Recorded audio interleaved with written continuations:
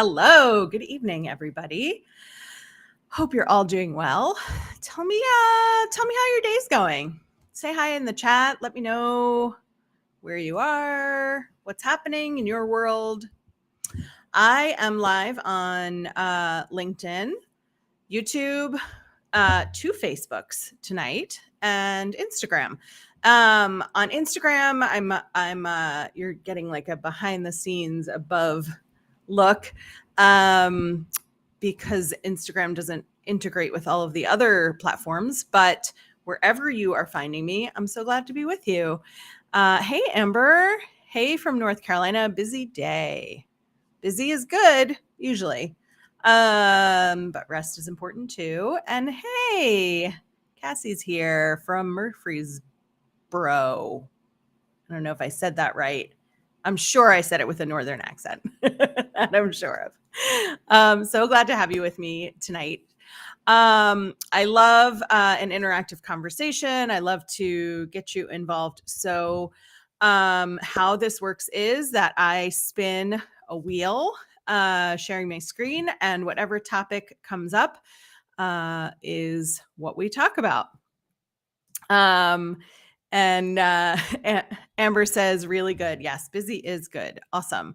And Cassie says, you did it. I did. I stumbled over it, but I did it. And trying is what's most important or something, right?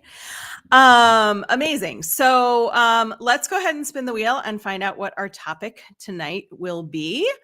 Here we go. I'll pull it right up for us. Amazing. And as you know, if you've watched me before, I get like real excited every time, even though I've chosen all of the topics.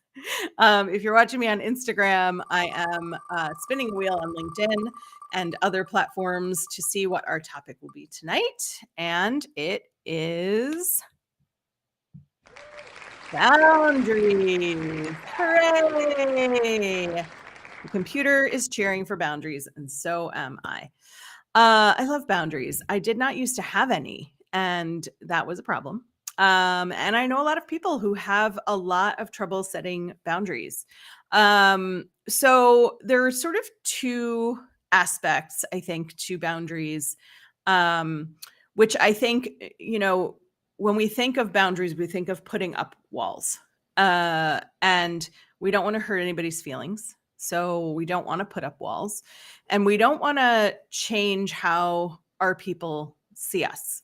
And so we're afraid that if we put up boundaries, if we put up walls, if we change the way things are and the way that we are with people, that they're going to like us less. We're going to be disappointing. We're going to be disappointed. People will leave. And so we stay away. We don't set boundaries. It's how we become people pleasers. And if you are a member of the People Pleaser Club, welcome in. We're glad to have you. I still live a people pleaser life, but with better boundaries, I am healthier. Amber says, I just had reminders to use my bumpers or shields up when necessary. Yeah. We look at boundaries as sort of a necessary evil, and they can actually be like really healthy and really functional, and also really surprising to other people when we start to use them. And I used to look at boundaries in only that one way of like putting up walls and shields or bumpers or fences or, whatever it was, some sort of stop. But what I also realized is that boundaries can be opened. So there's the closing of boundaries, the putting up of boundaries to protect ourselves, and sometimes to protect others. And there's also then the opening of boundaries to welcome in things that we maybe didn't have space or capacity for before that now we may. If you haven't listened to our podcast, the podcast I have with John Spears, we actually do 2 full episodes on boundaries. The podcast is called I Could Talk to You All Day. It's a podcast for leaders who also happen to be humans. And actually today is our 1-year anniversary of releasing our first episode, which I did accidentally. When I uploaded the first episode, I just hit publish and I didn't notice the schedule part because it was actually supposed to be scheduled for the next day. Perfectly imperfect. And our first episode was actually about the pressure to perform and the pressure to do things right. So it was like even funnier that I did it wrong. But we did 2 episodes on boundaries because we were so into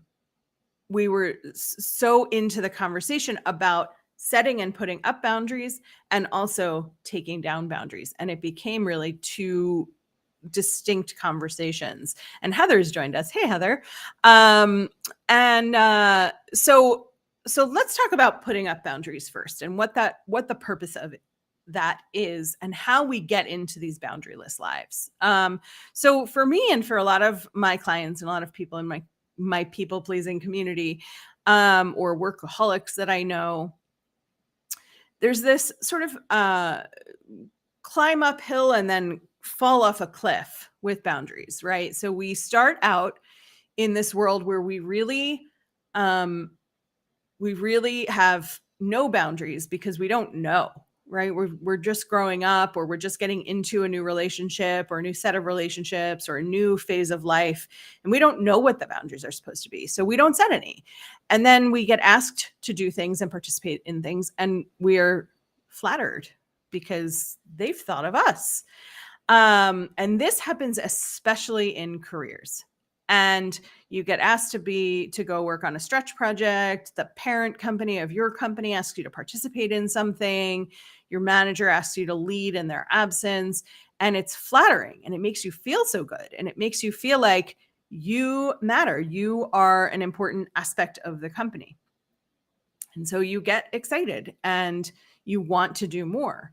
And it becomes this like sort of stackable game where you get asked to do a thing, you're excited, you get asked to do another thing, you're excited, you get asked to do another thing. And you start having this like diminishing return of excitement where you get to this midpoint and you're like, I mean, yeah, I'll do it. It's fine. Right. And that's part of where my tagline comes from. Fine is a trap, because we keep saying it's fine. And then we're so overloaded with stuff and things and responsibilities that like nothing's fine. And we don't know how to say it's not fine because we've been saying it's fine this whole time. And if we say it's not fine, well, then we're going to look some kind of way, lazy or uncaring or discompassionate or checked out or quiet quitting, right, is the sort of latest terminology that we use. So it's important then when you're setting boundaries, when you're thinking about boundaries for the first time, to start small, right? Because if you kind of just like walk in and you're like, it's over for you bitches, I'm boundary setting now. Well, yes, then you're going to cause some trouble. But if you are in a place where you have become so boundaryless and it is so out of control, there are ways to start setting boundaries slowly and thoughtfully and kind of without people really noticing, right? So if you're looking to boundary set for the first time and you've never done that before, it's not about waking up one morning and saying, okay, I no longer work 50, 60, 70, 80 hours a week. I work 40 hours a week and that's it. That's all they get from me.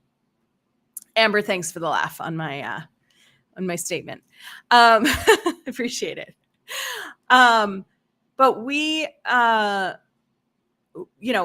that's not the way to walk in, because first of all, it's unsustainable, right? If any big change that you make overnight, I don't know if anybody's ever tried meal planning for the first time. I have, where I'm like, okay, cool. I'm doing all the grocery and ingredient shopping. I've got a couple of easy recipes because I do not belong in the kitchen. I was not made for whatever that room is with all the shiny silver appliances. But I meal planned one week and I did it for the whole week and I killed it. And then I didn't want anything that was in my refrigerator and I never wanted to do it again because it felt like a waste of time and money. And so, it's the same, like if you go to the gym for the first time in a long time and you're like, you go at the gym for 2 hours and then you leave and you're sore and achy and tired for 3 days and you're like, it's not worth it. I don't want to do it. So I have that personal experience also. So when you are starting to boundary set, it's little moments, right? It's taking 5 minutes here and there. It's closing your door if you have an office door, or it's going do not disturb on Teams if you're working from home, and being willing to deal with the consequence of your manager saying, "Why were you on do not disturb on Teams? It didn't look like you were in a meeting." It's not raising your hand right away when somebody says, "Who's going to think about this?" And you're the person who always thinks about this, whatever this is. It's starting small, to close the boundaries, to set the limits, to set what your parameters are for what's acceptable. And then you can work up to it. And I have worked with clients, and I myself, as a client of another coach, worked through 80 to 100-hour work weeks down to 40. And then here I was a couple of years ago off to build my own business and leave the corporate world. So my experience is a great example of closing borders, creating boundaries in order to open other boundaries, right? So we think of setting boundaries as this like punishment to other people, which sometimes it is, because sometimes there are people who really count on you for stuff that they shouldn't be counting on you for, that they have no right to count on you for, that they are like audacious for counting on you for. But you've said yes before. And so you've gotten into this pattern of saying yes. Those people who know they're taking advantage of you are going to be like kind of mad when you set boundaries. And sometimes those people are your CEO or your business partner, or your family, or a friend who you've had a sort of a one-sided friendship with. And so as you start setting boundaries, you want to do the uncomfortable in the most comfortable way you can, right? In ways that people won't notice, but you will, and you'll feel rewarded for. So I had one client who wanted 5 minutes to herself in the mornings, and had young kids and a spouse, and everybody was getting ready in the morning to go out to work and school. And she just wanted 5 minutes to drink coffee. And her solution, hey, Heather, thanks for joining us in the LinkedIn room. If you join us on Instagram, you get that like behind the scenes back end look. But if you join on LinkedIn or Facebook or YouTube, I'm looking right at you, right at the screen. So welcome. So when you're setting boundaries, the client who had wanted 5 minutes just to drink coffee, and her original solution, because she didn't want to like just dive in and say like, I need 5 minutes to myself in the morning, because everybody was working hard to get ready in the morning. And so I said to her, well, what 5 minutes are you by yourself? Like, when are you by yourself in the morning? Is it before the kids get up? Is it after they leave for school and before you go to work? And she said, it's legitimately just when I go to the bathroom. So I said, why not bring your coffee into the bathroom? Like, don't drink it on the toilet, but like take an extra 5 minutes in the bathroom, if that's a boundary area for your family, and like stand in the shower with the shower curtain closed and drink your coffee. Well, that little step, nobody in the family noticed that she was in the bathroom for 5 extra minutes. And then she really liked her 5 minutes. And she said, I told my family that I need 5 minutes on the porch to drink my coffee. And then she upped that to 15 minutes. And that was how it worked. And her spouse took care of the girls while she was having her 15 minutes of coffee time in the morning. And it changed the way her whole day went. When I started setting boundaries at work, in my own life, in my own experience, I started with 5 minutes of not checking my phone first thing in the morning. I very quickly moved that to 15 minutes, and I replaced it with a book. And I was looking at the clock, like, have I been reading for 15 minutes yet? How about now? How about now? Then I got used to the 15 minutes. Nothing happened with me not checking my email for 15 minutes in the morning. I upped it to a half hour, but it was gradual. And it started in the ways that weren't impacting other people directly, so that I could get comfortable with new levels of boundary setting. Well, then I got hungry for more, right? As we do when something starts working. And once I worked through my own boundaries, and once my clients and people I've talked to work through their own boundary setting, then all of a sudden you have space. And that's where the other half of boundaries comes in. There's the setting of boundaries, and then there's the opening of boundaries, right? So the setting of boundaries allowed me time and space to build my business. That was a boundary I had never even thought of opening because I assumed I didn't have the time or space for it. And so I just didn't do it. I opened my boundaries for more capacity to have fun and became a certified laughter yoga leader, which is still makes me laugh that people pay me to come and laugh with them. I love it. I also, have worked with clients where they have been so focused on people pleasing that they cannot focus on what they want. So sometimes you have to set the boundaries before you can even think about what boundaries you might want to open, what your capacity is for opening your boundaries. Amber says, yeah, this is great. We being a people pleaser creates self-abandonment. We even need boundaries for how we treat ourselves. Absolutely. Yeah. So, when you think about building like a wellness practice for yourself, a meditation practice, an exercise program, time to read, time to watch TV, whatever your chosen non-numbing behavior is, right? If you're choosing it consciously and deciding you want to do the thing, you have to set boundaries in your life and with yourself so that you can open these other boundaries and decide what you want to do. And so many people that I work with, so many of my clients start out in this place where their head is just like filled with cobwebs and shadows of all of the things they don't want anymore. I don't want to be taken advantage of. I don't want to work so many hours. I don't want to be the only VP who does all of the extra things. I don't want to be missing my kids' t-ball games. I don't want to be doing this. I don't want to be doing that. And it's super normal to start out that way, because if you have no boundaries, you can't think about opening other boundaries. You can't think about what you want to go after if you have absolutely no capacity to hold space for yourself, for what you want, for how you want things to be, and sometimes for what you need to do, but you can't even think about how until and unless you set some boundaries, right? So I see this a lot with like personal health. And I'm not even talking about like the above and beyond, exercise programs, meditations, that kind of thing. I'm talking about like annual exams. I'm talking about going for your follow-up appointments or putting them off until your doctor says, I'm not going to refill your prescriptions. We do that because we're putting ourselves last in the interest of pleasing other people.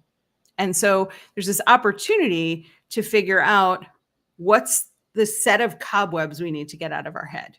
Let's clear all the things we don't want anymore. Let's start setting some boundaries so that when we have some more space in our heads and in our hearts, in our bodies, like in our just everything about us, when we have some more space, then we can choose, well, I've always wanted to write this book, or I'm ready to start my own business, or I want to go after the big corporate job. I want to be the CEO. I want to be the SVP. And I didn't have the brain space for it until I got rid of some of this stuff. So, in my typical make it simple fashion, there's like a 3-step multi-sub-step process. And those 3 steps are notice, decide, and do. And I say it all the time, notice, decide, do. It sounds so simple because like it is sort of a simple formula, but it's first noticing what your boundaries are and aren't. It's noticing what's my responsibility that I'm doing and taking care of. What's not my responsibility that I'm doing and taking care of anyway.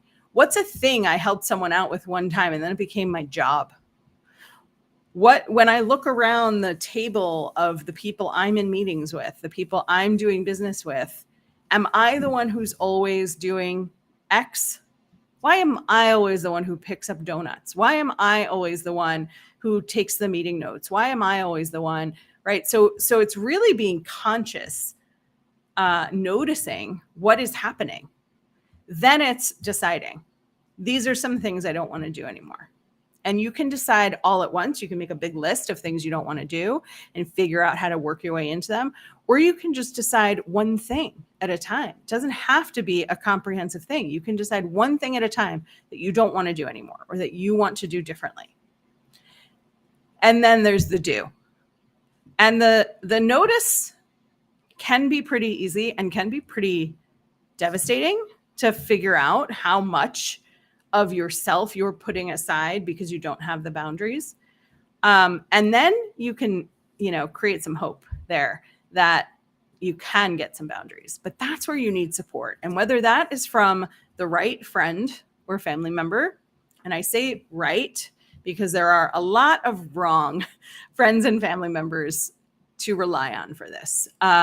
Your friends, a lot of your friends and family members who love you very much will want to support and protect you. And when you say, I'm going to start setting boundaries, they may say, oh, you're going to get in trouble. Oh, I wouldn't do that. I wouldn't. I maybe get a new job and set boundaries there. Those people are trying to protect you. They are trying to keep you safe. And the likelihood is you're not going to get in trouble for setting a boundary here, a boundary there. You're not going to get in trouble for taking a stand for yourself. That's why you don't go in and say, like, it's all over for all of you. Everything's changing starting right now. That's not how it works, right? It's not sustainable. You're going to feel bad about it, and somebody's going to be really angry about it. If you ease into boundaries, then you're giving yourself the time and space to ease other people into your boundaries. Now, all of this goes out the window if you're like in a very dangerous or toxic situation. Just get the hell out. You don't belong in there. But I'm talking about sort of regular life where you have built a life of being a people pleaser and where you have that choice and freedom to do it at whatever pace works for you. So now if you've built these boundaries, you've done the notice, decide, do, right? And you've done that with the support of a friend, a family member, a colleague who's like an accountability buddy, a coach, which is always the answer for me. I always think you should have a coach. But once you've done that and you've started doing that work, then you have the brain space to think about what you actually want to open, what boundaries you want to open. And that's when you need the most support, because if you have space in your life where you didn't have it before and you don't know what to do with it, you're just going to go back to being a people pleaser because you're like, well, I'm not busy anyway. I can help anyway. I can do it. I'm not, it's not too much trouble for me. And you forget about how else you can open your boundaries, how else, whether it's that you decide you're going to go and date now, whether you decide you're going to go get a dog, whether you decide it's time to write a book or start your own business or look for a new job or a new career or like dance, like whatever you want to do, right? But if you don't know what to do with the do space, then you're going to put yourself in a position where you think you should just go back to the original way things were. So I'm going to leave you with that tonight. I wish you the best boundaries and I wish you joy in your boundary setting. And if you need help with boundary setting, come talk to me about it because I can help you do some strategizing. And it's a big area that I work with my clients on. So thanks so much for being here and thanks for the comments and for playing a little bit with me and having some fun. And I'll see you next time.